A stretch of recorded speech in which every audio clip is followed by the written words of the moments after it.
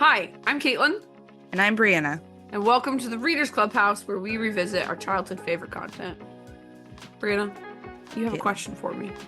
Oh yeah. So one of my favorite things growing up were like buddy, like we always call them buddy cop stuff, but that doesn't Right. necessarily have to. I am unfortunately, fortunately, kind of depends on people's mindset about this. Have an example of one for myself, and so I just want to know what one of yours is. Mine's the Lethal Weapon quartet because there's four of them. Okay. Um, and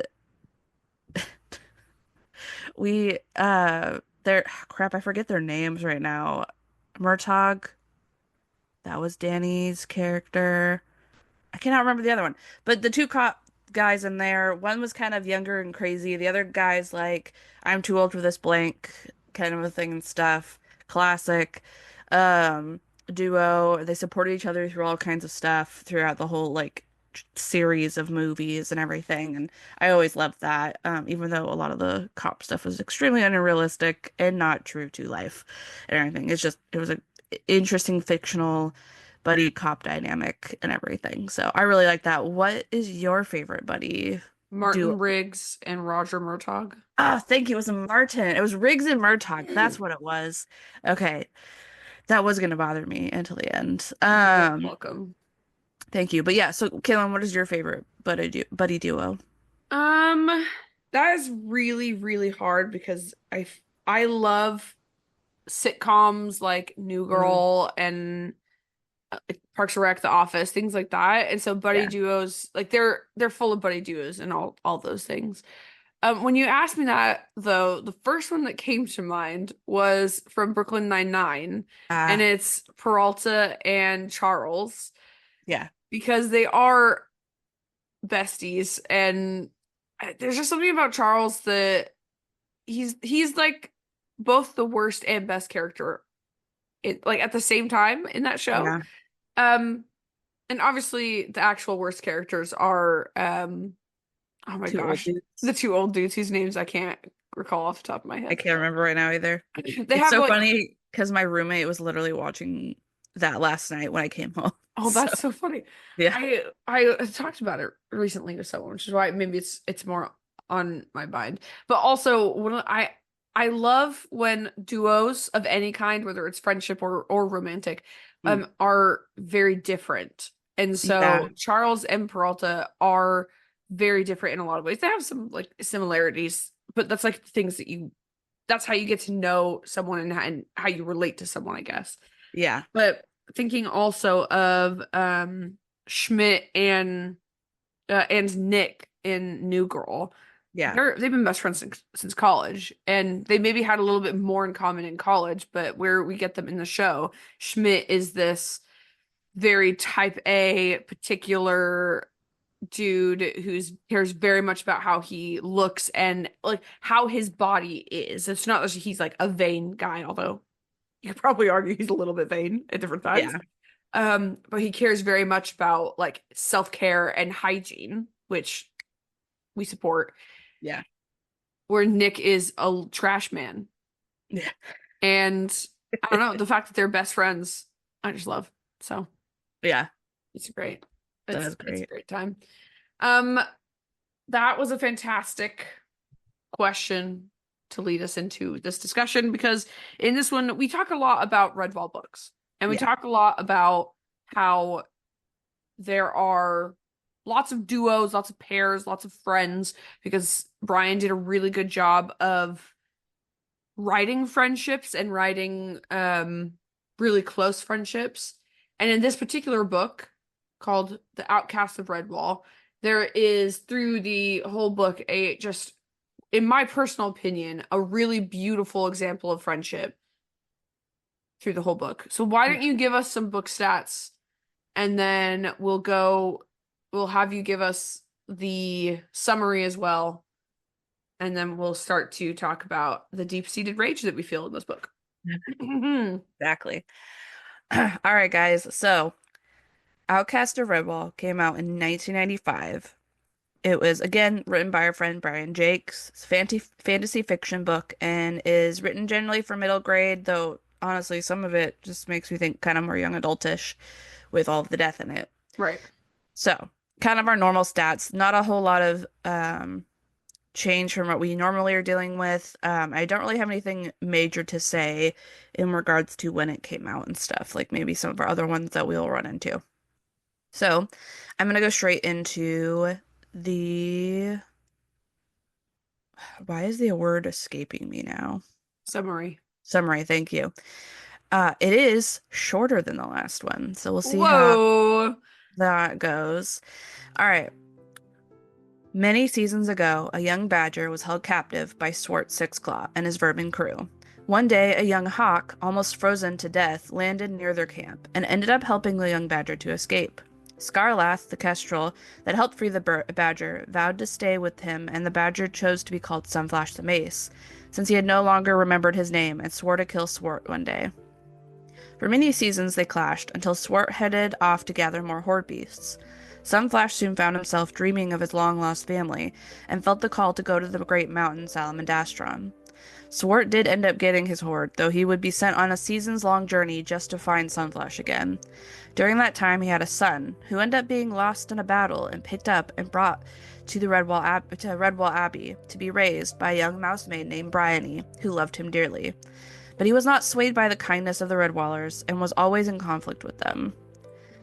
Sunflash also found the mountain and built a home there with the hares, but he was warned by Scarlath that the horde was coming, and they began to prepare for battle. Scarlath was also able to gain more allies as he roamed the Mossflower country, and when it came time for the two armies to clash, the mountain was ready. Back at the abbey, Vale, the young ferret, eventually showed his true colors and was thrown out of the abbey for trying to poison another dweller who had made him angry. Bryony was devastated by this and followed him. Along with a mole friend named Hoggett, she followed behind Vale, who left destruction in his wake. Hoping he could still change his ways, she continued to believe in him. As the conflict at the mountain came to a head and the horde was mostly destroyed, Swart fled and Sunflash followed him. Scarlath was able to follow Swart's path, but was killed by an arrow from a foe beast, and Sunflash was devastated by his death, but continued to follow his foe into a different mountain. At this point in the journey, Sunflash, Swart, Vale, and Bryony all cross paths in a final conflict. In the final hour, Sunflash does conquer his foe, but not without loss. Oddly enough, young Vale saves Bryony in his one and only act of kindness. After some rest with a community of bats, they make their way to Redwall, where Sunflash soon meets his long-lost mother, who had been waiting for him for many seasons. Well done, Brianna. Thank you. I, uh, there's so much I left out of that one and stuff, but I feel like we got some major points Yeah. in it And and everything. also, we're going to talk about some of the things we left out. So So, true. Yeah. I did get to mention the bats.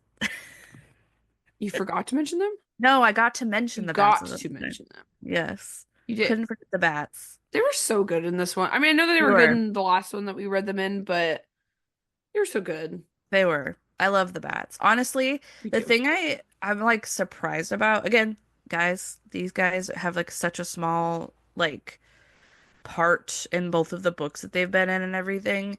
But the thing I like about them is like they still are good. Like it's Yeah. such an interesting because usually bats in most things kind of get coded like outcast slash evil Yeah. and everything. Because nighttime, XYZ, all that fun stuff, vampires Yeah. thing. But it was kind of cool that we got to see them like I forget what was it that the moles call them The every time? flying bats. No, the Or sorry, flying mice. flying mice. Yeah, I was like, the bats already fly. Yeah, yeah, you're Um, right. You're right. You're right. but yeah, so it's just like it's funny that Brian chose to code them as good people Mhm. in the series when they do show up, which again, very rarely and stuff. So Yeah. sorry, that's my little bit on the bats. No, I totally agree. There's some of I know both of our favorite characters, or I guess favorite species in the Yeah, Redwall series, especially like side character species, because they're not a very common recurring species. So yeah, I thought that was really good. So yeah, I mean our regular thoughts on songs and poetry. Uh a bit more, I don't know, as I was listening to it, because I listened to Salamandastron and Outcast back to back. Mm, Um, I definitely think there was more songs and poetry than usual mm. in this. Um, and you'd made a comment. What was the comment you made to me earlier? So I again am listening to them in Mhm. audiobooks form and everything, as many as I can, because recently found out for some reason not all of them are available in Right. audiobook form, which is interesting. But with this one it was, and so was Salamandastron. And I don't know what it was between the Salmadastrons and Outcast, but like Outcast has such like nice vibes with the Mm, music and everything. Like again, this is not with the actual writing of the book, so sorry people, this is more like with the audio book, which again was heavily uh influenced by Brian because he was the narrator and had like all that kind of stuff and everything. Um the transition song was really good. I'm like, I wish this was mhm. some these song like these little like vi music vibes were just somewhere that I could listen to because I would listen to that one all day and Yeah. stuff. But and then just like even when music came up, it was like very lyrically nice. And this one, it was interesting. I don't know, it just like captured me this time around, which was Yeah. fascinating to me. Yeah. That's totally fair. I think it's one of the things I really appreciate about these particular audiobook renditions, I guess, or Yeah, editions. I don't know. That they put so much time. You can tell they put so much time and effort into making them. And yeah, not only because you've got 7 to 10 people playing the 300 probably characters that Brian puts into his books. Um but also because like they made music for it. They did the transition music, right, which is the same end of chapter, beginning of chapter, and yeah. so it's pretty consistent. But then they also made traveling songs, they made ballads, they made and obviously Brian's the one that wrote it. Brian's also the one directing it. And so you get this different like he clearly had some sort of idea of what each poem or each song was going to be like. And so in his directing of the show of the book, he obviously had some input into this one's a ballad, so this is how it's going to be sung. This is the sea shanty that they're singing as they're rowing along. Like, I just think it's really well done and really, I don't know. Yeah, I do wish so maybe we should find some way to get like the audio file of especially the transition song. There's got to be some way we can make it happen, Brianna. Yeah. I don't know how yet. We'll see. We'll see. I'll put some thought into it. I'll message BBC Liverpool and be like, "Hey guys, like 20 oh no, 30 years ago, you did productions of these books. Can we please just have the transition song Also, questions?" ask them why like four or five, actually probably five or six of the books we can't get access to in audiobook form at all. Yeah. I mean it might just be that they don't have them. That's the thing that confuses me though, with like we shouldn't go in this because this is like with later books and stuff. But like, why does Legend of Luke not have one that we can have access to? Like, it doesn't make Yeah. any sense to me. Um, and like Also I'm sure there's remember logical things, but we're in America and yeah. maybe there's like it was released by the BBC. I don't know. You're right. We should talk about something else. I don't know. I own Legend of Luke, so Yes. that's fine. I still have access to the story. I can read it. It just is like, I don't understand why this very popular series, it's like the way that it is and stuff. So, Moving on to world building and story. mm, So we always like to sort of bring up new things that Drake's introduces into each of his books. Sometimes they're actually new, and sometimes they're just reworded things. These actually had a few newer things, although we also get to see a precursor to an enemy from the Redwall book, which I thought was really interesting. mm, And then we'll end sort of the section with um, this is probably going to be our longest section yeah. in this episode because we have a lot of thoughts. So first thing I'm going to do is just mention a couple of places, Brianna, and then we can get into our thoughts and feelings about this book. Okay. So there's a character called Bowfleg who's there at the beginning of the book.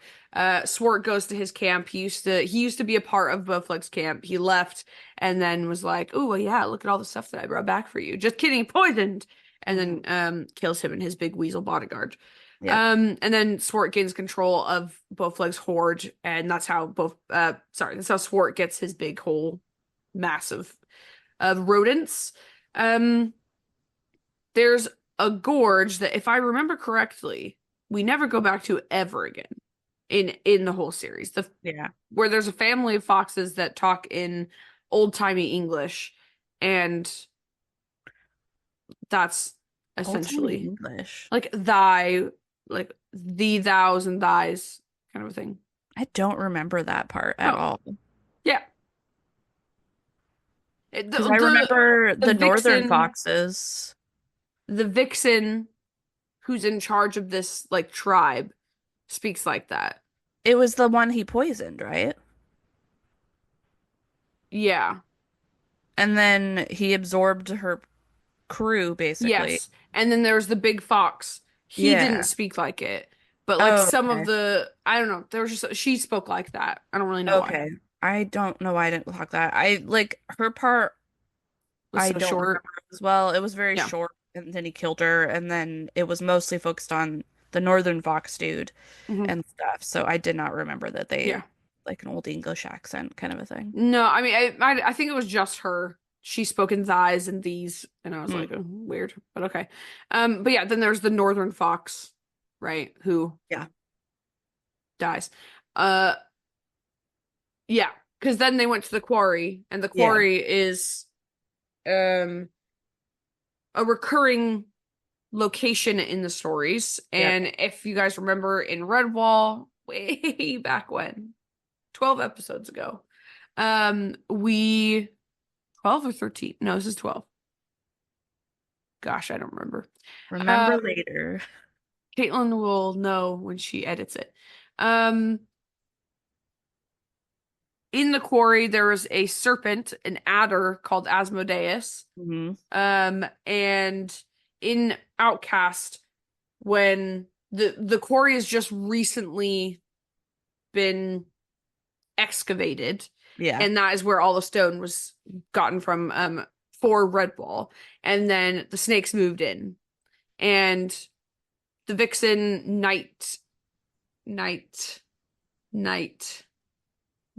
what was her name? Nightgale, night veil, night something or other, night I don't remember. I don't remember. Wow, she was such a prominent character and also the worst. Oh my gosh.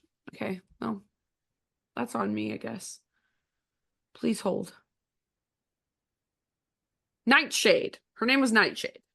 She essentially buddies up to this fox, this northern fox, and then sends him to the quarry to be killed, essentially. Yeah. So, um, sort of just laying the groundwork for there being adders in the quarry later and setting it up for Redwall. We also have the cave of the little mole. They're moles and hedgehogs, right? The Yes. Lingle And I have like Dubbos. an old squirrel that lives with them also. Yes, Elm Jack, Elm Fir, That Elm. sounds right. I'm pretty sure it's Elm Jack. Yeah, I mean that's just their cave, sort of north. We have a return to Salamandastron and Redwall, and then there's a mountain, and in the mountain are our favorite flying rodentia, the bats. The bats, yes. Um, cool. Okay, Brianna, take it away. Tell me all your thoughts. So I had some interesting thoughts going from Solomon Dashron to Outcast Hmm. because one of the big things about both of them is they feature Solomon Dashron very heavily in both of them.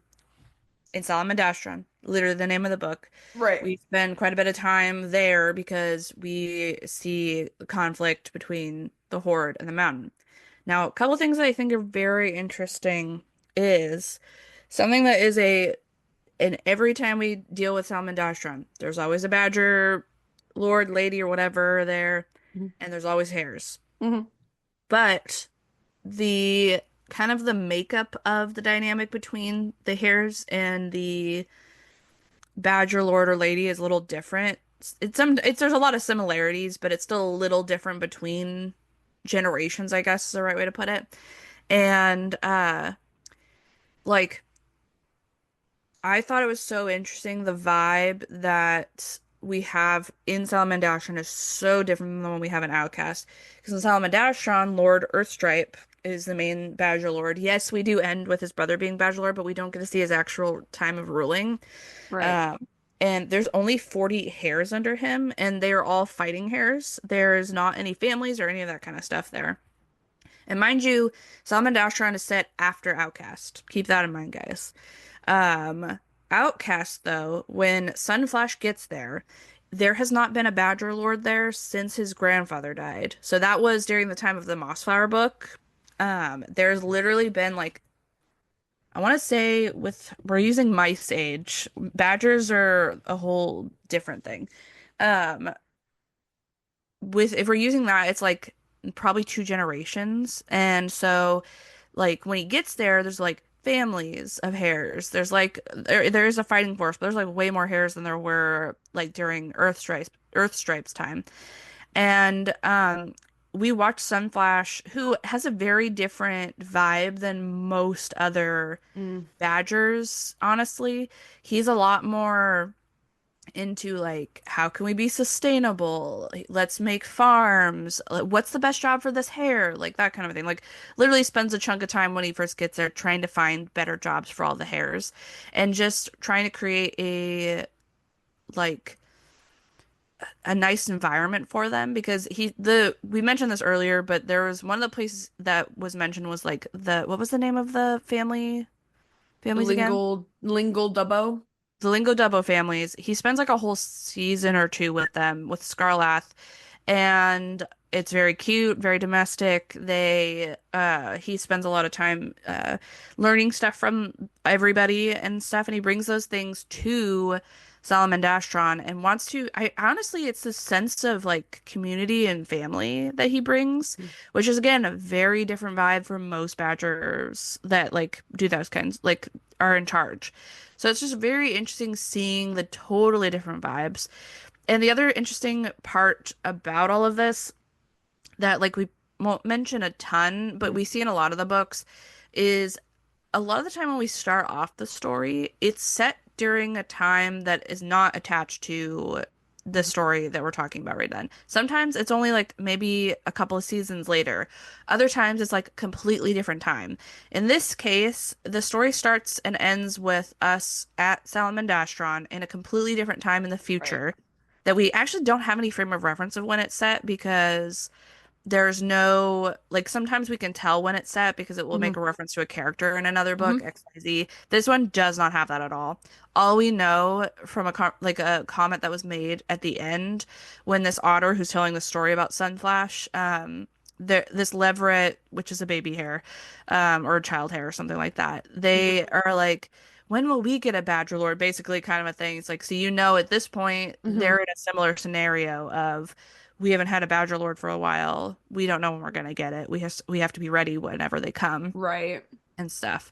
So, it's very interesting. Just the different vibes is really where Yeah. I'm going with this.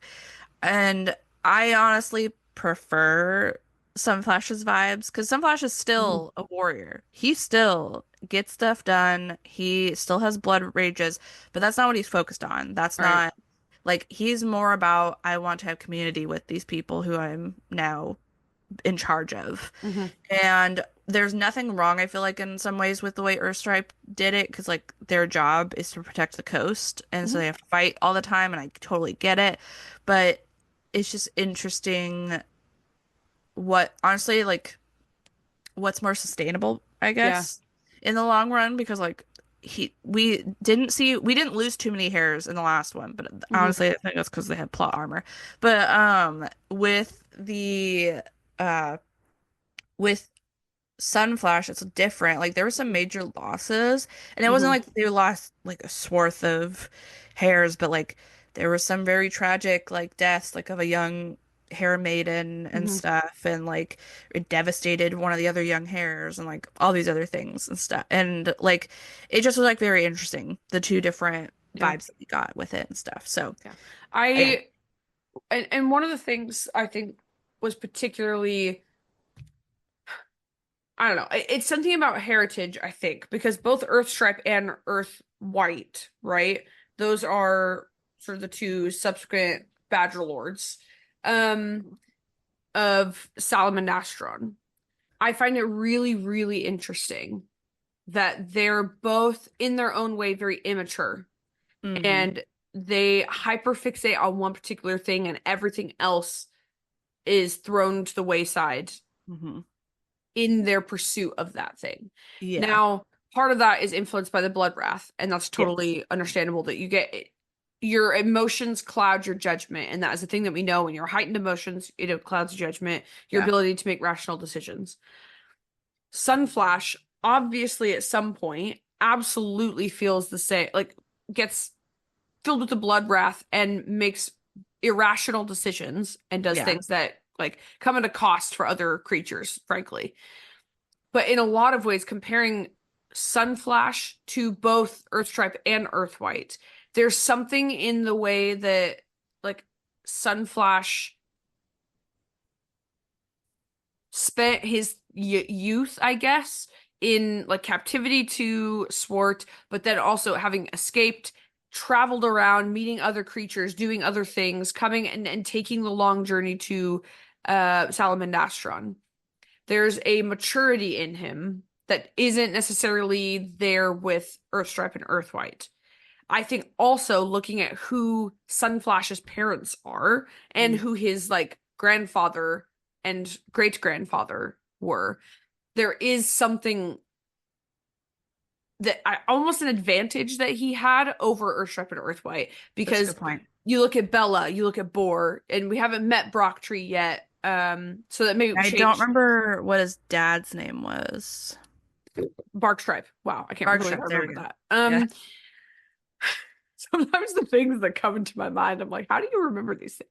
There's certain things I just can't remember at all. And then like remember the name of Sunflash's dad Yeah. from a book that to be fair, I did just finish reading. So, um, I just find it really interesting, like comparing and again, I think it's okay to have a character in one book that like this they're different. And it's Oh nice yeah. that the lords and ladies of Salamandastron are all different characters. They're not the same character, just copy pasted and different name. Yeah. So I really appreciate that. One thing I also found really interesting is you go from if we're looking at the chronological order, right, of this series, Yeah. you go from Boar the Fighter in Martin the Warrior and Mossflower, and then there's a gap in seasons. So Outcast is the sort of direct sequel to, well, it's technically a direct sequel to The Legend of Luke because The Legend of Luke is both like after Mossflower and also before Martin the Warrior. Mm. Because it's got sort of three in the book has three books, and the middle book, I believe, is the story of Luke. Yeah. Um, but Outcast basically directly follows Martin and Martin's appearance and life and sort of the historic legend of Redwall. And so you go, yeah, so that's how you go. You go Lord Brocktree, you go Boar the Fighter, and then you get Sunflash the Mace. Yeah. And then you go to Marielle and the Bellmaker, who had that one badger that we That both really liked, Ron Blade. Ron Blade sounds right. Yeah. Ron... Right. Don't worry. I have the Wikipedia up. Ron Blade. Yes. It is Ron Blade. I'm so good at remembering things sometimes. Go me. And then so you get Ron Blade, who also I felt like was a really good Badger Lord. Yeah. And then you get Urstrike. Literally, one of them talked about there was a side character who he wanted to kill the bad guy in that one Mhm. because he had at one point ambushed some hair of his Yeah. hairs and Yeah. stuff, but he had taken, I think that was the child of those hairs or something, and had raised basically Mhm. that hair as his own. Yeah. So that's something actually is a really good point sometimes with like you didn't really get to see this with Earth Stripe so much, but Mhm. like there are times where the Badgers are almost like a parental Oh, figure, absolutely. or a maternal figure, Yeah. to the hairs that are under them and Mhm. stuff. I completely agree. And I actually think Sunflash is a really good example of that. That there's because between Boar and Sunflash, like there was no Badger. And Nope. so, or no Badger Lord. And so you had, gosh, a couple, and Badgers are long lived, which is a whole thing that they talk about in the books. Yeah. But you had a whole, what, two, three, four generations of regular woodlanders Mm. before Sunflash arrived. So even with the hares, and the hares live a long time, Yeah. The but thing that we have to remember also, two of the characters, mhm. let me, because I actually have this up right now. Starbuck Yeah. and Breeze, Yeah, I think. Breeze. Yeah. Yeah. They're the children of the hares from Mossflower that we got to see, uh, that were under Lord Brocktree, I'm pretty sure.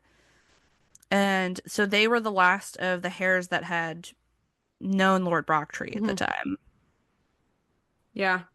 Trying to, yeah, they don't have the name. That was a really sad, just because it's the same thing with Bella. It's an interesting comparison with Bella and these two Yeah. hares, is that they were both like Bella is holding on, the hares are holding on until they see Sunflash again. Yeah. Until they get their brother. So just really interesting. Sunflash is a really good Badger character, I thought, and I Yeah. really, really liked his character. I really liked his friendship with Scarlath. And one of the things I loved about their friendship is, yes, they're together, but there's Yeah. actually points that they will spend a season or two or three apart. Yeah. Um, and Scarlett yet likes to make cheese with the one of the ladies that they stayed with. It's very cute. is just so cute. Yeah. I love that. I just love that he spends his winters making cheeses with the hedge mum, Yeah. and the mole mum. Like freaking heck, Brian. Great characters. Um, okay. We can't we can't delay any longer, Brianna. Yeah, no. We have to talk about the actual plot of the story that Yeah. we did And not like. also, yeah.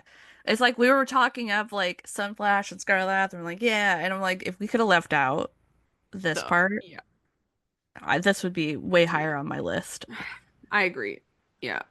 Okay. So on the flip side, we have Sunflash and Scarlath and their journey to Salamandastra and their rivalry slash lifelong enmity with Swart and the conflict that that brings and all these sorts of things. That is about Yeah. 50% of the book, we'll call it. The other half of the book is Redwall. Yep. And this Redwall, again, it's still relatively new. It's only a couple of generations old, as in it has just, probably finished a couple of generations.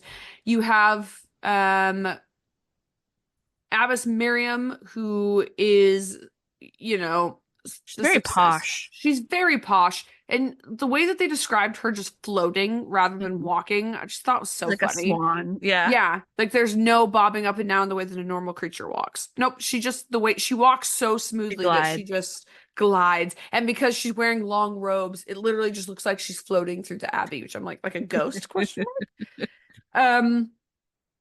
She's in charge. Bella of Brock Hall is still alive. So Bella, if you guys remember from Mossflower, was the Badger mum slash Badger lady of Mossflower, and Yeah. she lived in Brock Hall. And her husband was killed, and her son was taken from her, seasons and seasons before. And so she was already about middle aged, um, which we talked about in Mossflower, because there was the Yeah. scene with her running uh through the forest Yeah. with Abbess Germain Tied to her strapped back. into her No, back or whatever. yes, No, yeah. well, yeah, that was on her way back. She Yeah. went to go get Abbess Germain and then ran all the way back, Yeah. with Abbess Germain tied on her back, which I was like, get it, girl. Yeah. Um, she's still alive. She's very old, like she's covered in silver Yeah. because all of her hair has turned gray. So very, very old, but she's holding on for something. Hmm. And then briefly, Swart's horde starts heading towards Redwall. And this is why the birds, I'm like, I wish birds were more common characters because Scarlath Yeah. is like scouting out Swart's horde. And he goes, he warns the Abbey, it says, hey, here's what's happening. The creatures, which are absolutely brilliant, um, and it was the squirrels and the otters Yeah. plus a squirrel hair.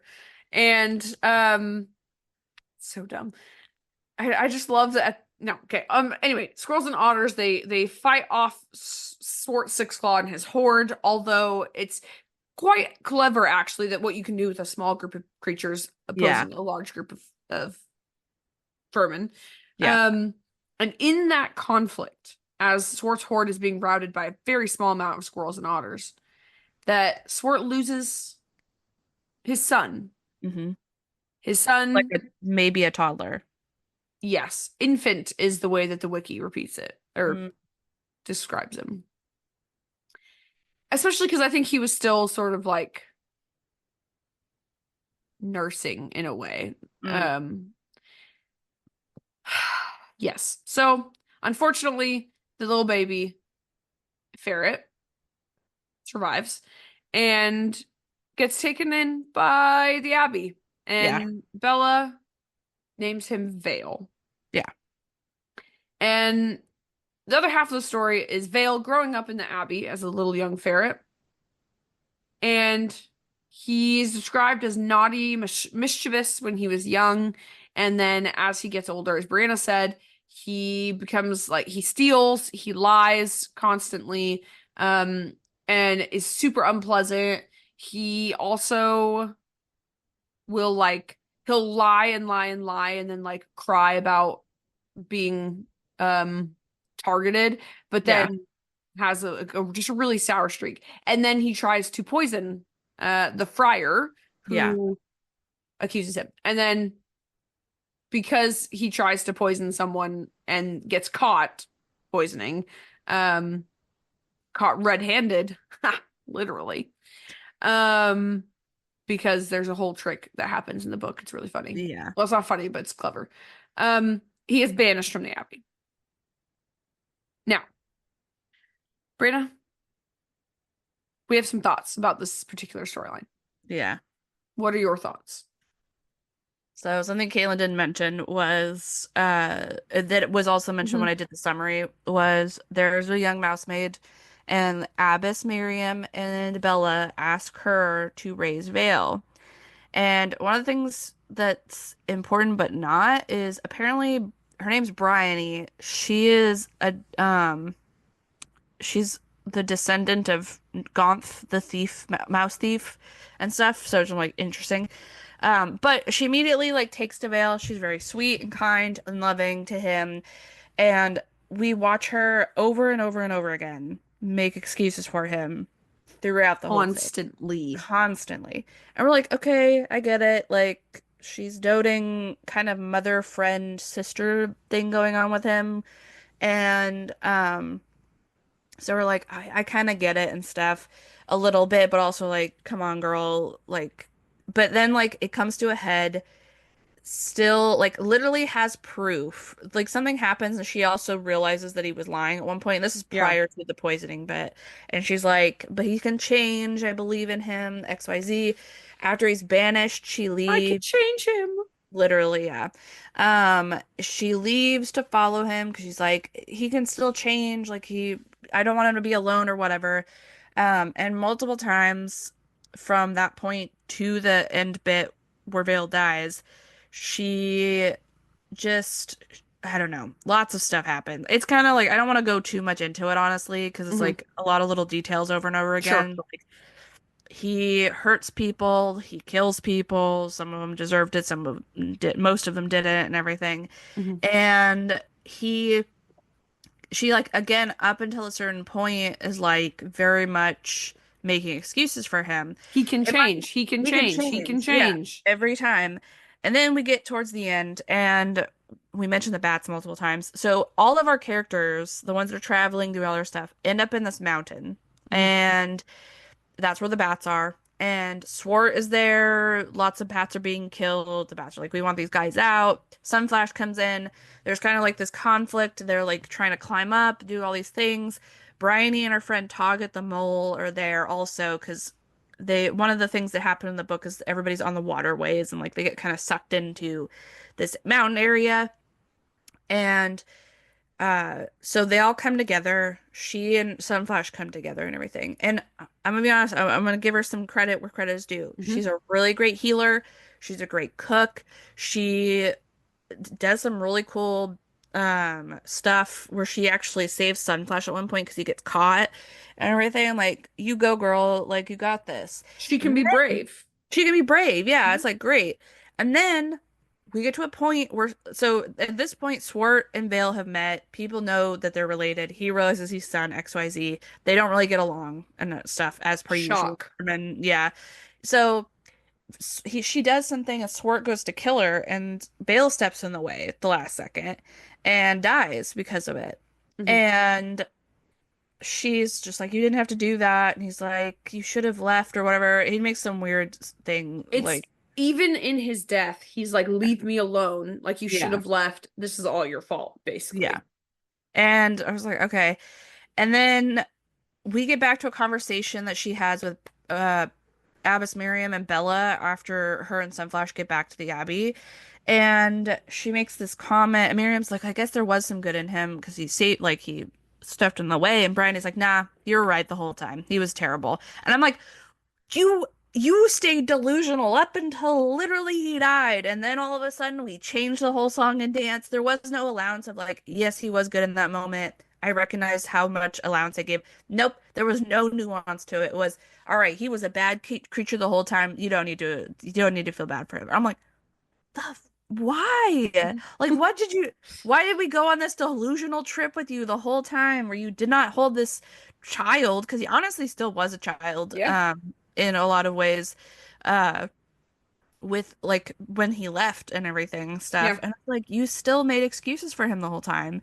And then when it's now convenient for you to not, you agree with everybody. And I'm like, okay. So that part made honestly this like this book was so interesting whenever we went to Sunflash, but then Uh-huh. anytime we went, and it was interesting because we didn't actually go to the Abbey until we hit, because there's always like three books Yeah. within the book, and we didn't actually get to the Abbey fully until book two, and that's book two is Hmm. when all of the conflict happens with like Swart almost passing by the Abbey, XYZ and stuff.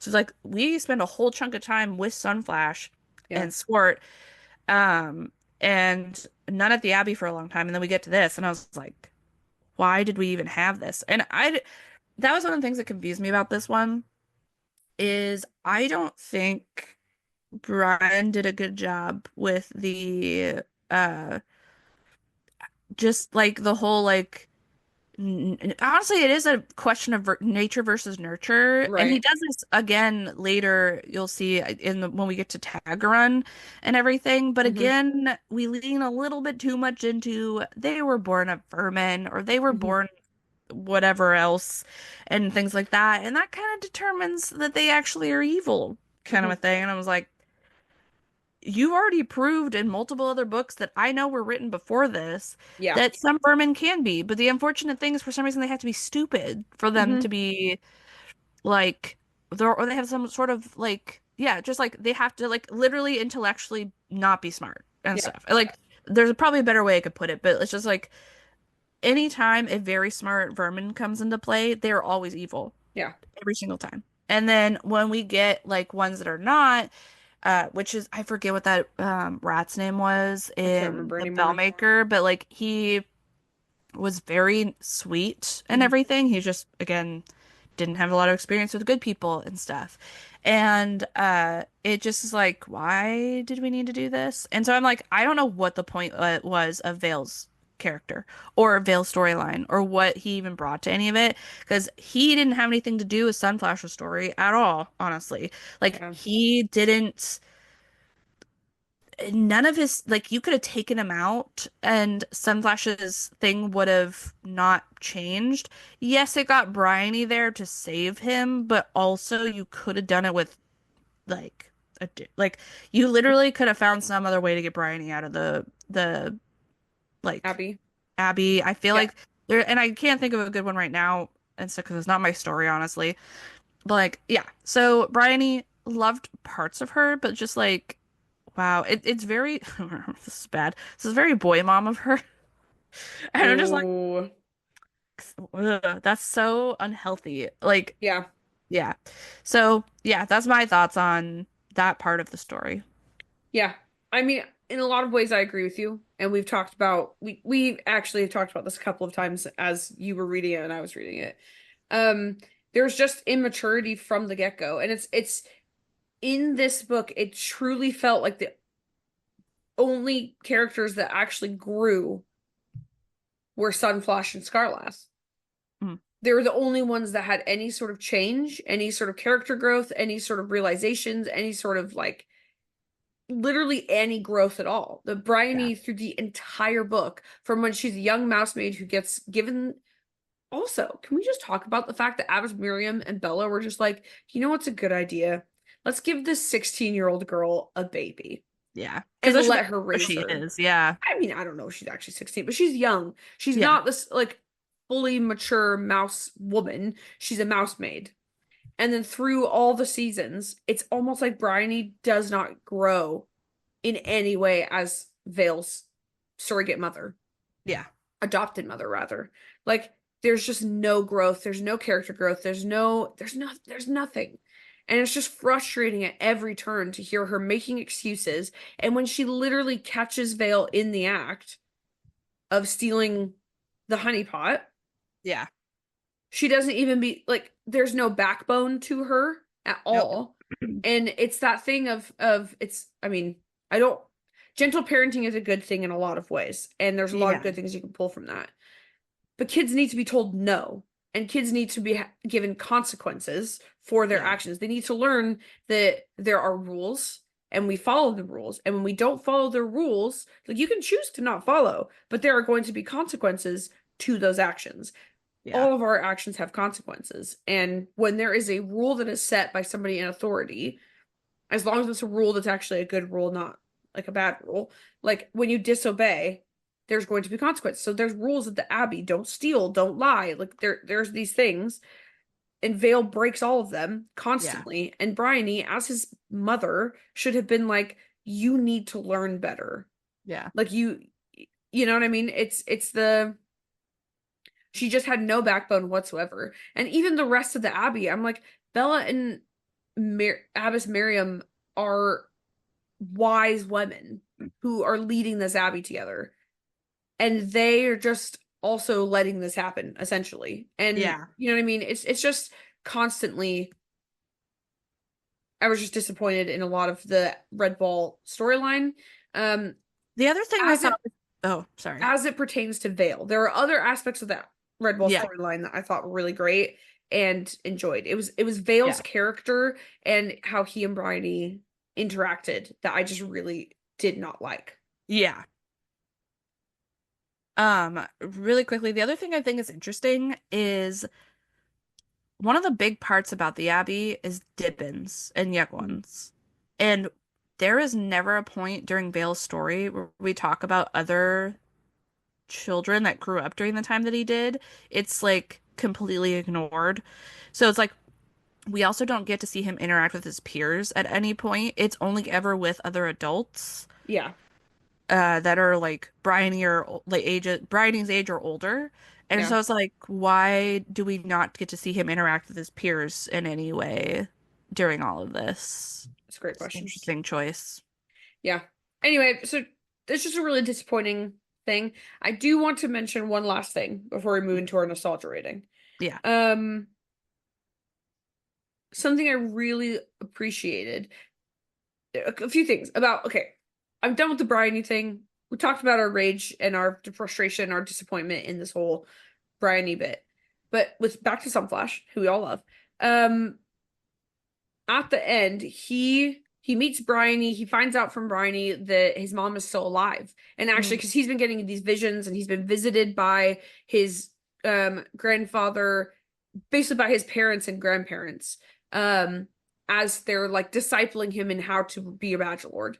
And I think up to that point, he just assumed they were all dead. So he meets Bryony and finds out, no, your mom is still alive. And she's still the Badger mom at Redwall. And this is why I wanted to get this. I wanted to find my physical copy because I wanted to read this, but I just can't seem to find it. Um, the scene where they come back to Redwall and like Bella is dressed in all her beauty and Mm, she's like all like pampered up essentially, and then Sunflash just books it towards his mom. He's a grown man also. Like yeah. he's not this like young 17-year-old badger anymore. He's a fully fledged warlord, badger lord warrior. And he runs. And just that whole scene as I'm reading it, as I'm listening to it, also listening to it at double speed. I'm not gonna lie to you. Like it was really it was over and done in a flash. Yeah. Um A in a sun. sun flash. Yep. Oh boy, you could tell we're related. Yes. So good. So good. Um, but we're like the only words they speak to each other are like mother and son. It just really got me emotionally. Yeah. Um, so cute. And then to have um like Sunflash missed all of his time with his mom when he was young. And so he decides to stay at Redwall until his mother passes away. Many seasons later, it said. Like it's not like she was, there and gone. Many seasons later, he sticks around. And he gets to spend all this time with his mom that he didn't get to spend previously. And I just think it's really beautiful. Um, and he goes back to rule at Salamandastron. And just the whole ending bit kind of made me emotional. So, Yeah. okay, Brianna, it's time. Um, oh crap, there was one more thing I was gonna say. Oh, it's not time. What do you have to say? It's about Sunflash, probably. Oh my gosh, we actually have to talk about something else before. What is the thing for you? Scarlath. What about him? Him dying? Yeah. Did we already talk about Oh, this? we brought it up, I feel like, but I don't remember if we talked I about think it. this is before the podcast that we talked about it. Yeah. Before we were still There was recording. another thing I was gonna say, and I cannot remember what it is now. It's gonna Well, bother me. if you remember, just button. Okay. I have a feeling I probably won, unfortunately. That's okay. So during the conflict, Scarlath is unfortunately shot down by the Nightshade, the vixen who Yeah. is Swart's second in command. And I just have to say that got me in Mm, my feels. I loved Scarlath's character, and there was a part of me that was like, I can't remember what happens to Scarlath at the beginning of the book. And yeah. I was like, oh, I blocked it out of my memory because it's tragic. Okay, cool, cool, cool, cool, cool, cool, cool. So yeah, I don't know. I guess I don't really have much to say about that, but it's just really sad. And you can tell how much Scarlath was loved by Sunflash by the Yeah. fact that his grief was so great, and his rage initially was so great, and his grief was so great. And that scene where he like gets a leaf and essentially makes it into the whistle that he would use to summon, or not to summon, it sounds like he's a pet or whatever, but like to call his friend. Yeah. And then he blows it and he just like is grieving. It was just so hard. It was just so Yeah. sad. And I got emotional and I was listening to it. So Yeah, that was a rough part, mhm. honestly, because Scarlath was one of the best characters in the book, Yeah. so Yeah. it wasn't fun. But yeah, I'm ready for our nostalgia ratings. Okay. I'll go first. Okay. Mine, I'm gonna give two. The Bryony storyline is a one for me. Yeah. It's just one. The Bryony Vale storyline in this, it's a one. The Sunflash Scarlath storyline is like a 3.5. So Yeah. altogether, I think I have to give the book a two. Okay. Since it is one story. Yeah. So I have to give it. But like in terms of how much I enjoyed it, Bryony, one, Sunflash, 3.5. Yeah. Honestly, I'll probably say the same Hmm. because we've talked about this before. This is one of the ones I didn't remember much of what Right. actually happened in it because I almost never came back to read it again. I don't know if I ever actually did. I'm gonna be honest. Like there was a couple that I reread pretty consistently growing up to a certain point, and I this was not one of them. Like I did Yeah. not remember much of what happened. As an adult now, I feel like I appreciated certain aspects more like Sunflash and Scarlath's whole story. So I was able to be a little bit more nuanced with it, but like just overall, like it really Bryony and Vale's bit make it really hard for me to be like, yeah, I'd love to read this again going forward. Yeah. So I'm gonna have to say same for me. Yeah. That's that. Yeah. That is that. Thank God we're done with that, Brianna. I know, yeah. Sheesh. Wow. That just, it really, generally, I love Brian's books. And I knew there were a few that just weren't my favorite, and Yeah. that's okay. Like, I don't have to like all of them. But, yeah, that was just a lot harder for me to get through than, Yeah, um, feel that. even Salmon Dash was hard for me to get through just because I just really didn't want to read at the time. Yes, So, valid. Brianna, do you have any other thoughts? Um, Not off the top of my head. It's going to be interesting going into the next bit of Redwall. That's not what we're reading next, but our next duo, Redwall, are like both in the past, like Mhm. way before both books that we had in this little one and everything. And honestly, those are also on my list if I almost never reread. So it's gonna be interesting reading. I have to read one of them, unfortunately, because one of them doesn't have an audiobook. It's not unfortunately, but it's just like still a bummer that like they're not all available audiobook form. Yeah. But it's gonna be interesting to kind of see the vibe that I feel as I'm reading them now at this point in my life. So Yeah. we'll see what happens. Here's what we have to say. Go to the library. Get books from your library. Support your Mm, local library. yes. That's what I have to say. Well, thank you guys so much for listening to this episode of the Readers Clubhouse. If you like this discussion, you want to hear more, you can find us on YouTube and Spotify every other Friday, sometimes every other Monday because Kaytlyn forgot to do a video. Check the episode description for our socials and join us in the Clubhouse next time as we discuss. I'm actually genuinely really excited about this. Yeah. The Blue Sword by Robin Yeah. McKinley. Yeah. Different author, different story. It's gonna be great. Yeah. That's all I had to say. Love it. All right. See you guys in a couple weeks. Bye. Love that we salute in an audio podcast.